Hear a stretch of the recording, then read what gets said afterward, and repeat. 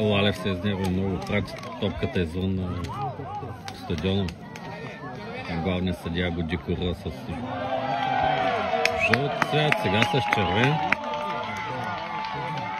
18 часа и 10 минути започна срещата с малко закъснение.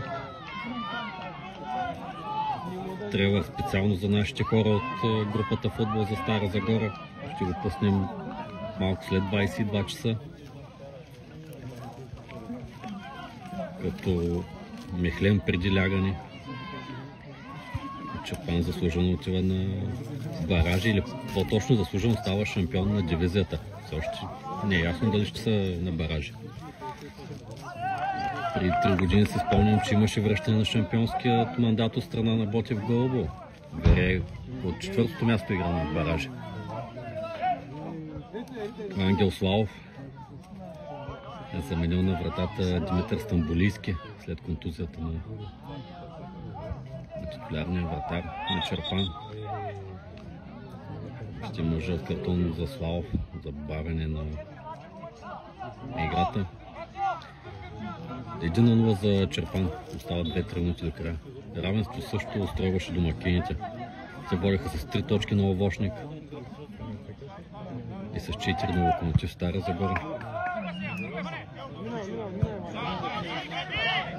Архипов.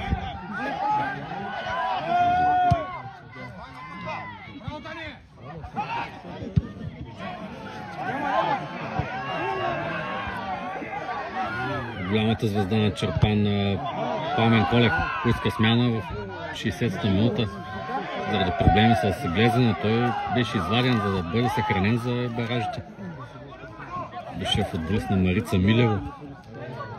Завърнал се в Чирпан на полусезона, след като старши треньор на Милевци, новия старши треньор на Марица Иван Кочев заяви, че няма да разчита на Пламен Колев за вторият дял от сезона в Югоизточната 3-та лига. Дори при равенство Чирпан отново започват да се готвят за баражите още от утре с възстановителна тренировка. Около 200 човека по трибуните на градския стадион Яворов, бившият стадион Яворов. През есента на 1993 година тук се игра паметният 16 финал за Купата на България. Чирпан с ЦСКА София.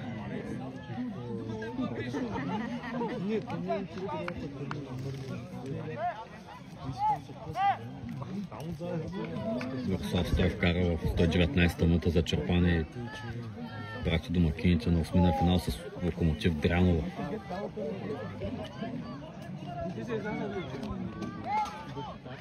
Иван Господинов и той е много разочарован вече. Значи няма как Овощник да играе баражи, поне не и с шампионския мандат.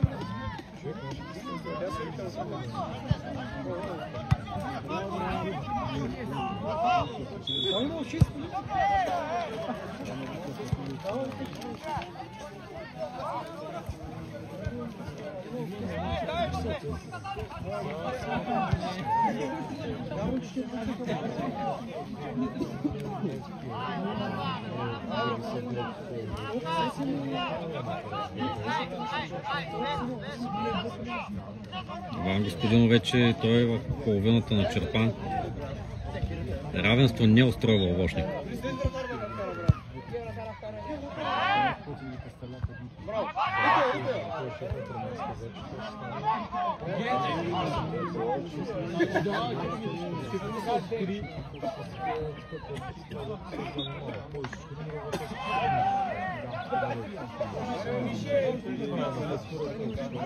Много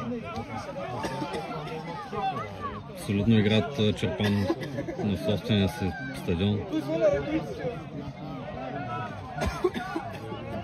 Само една загуба с 0-4 от Мини Марица Изток Раднево. На стадион Яворов. 1-0 за Чирпан.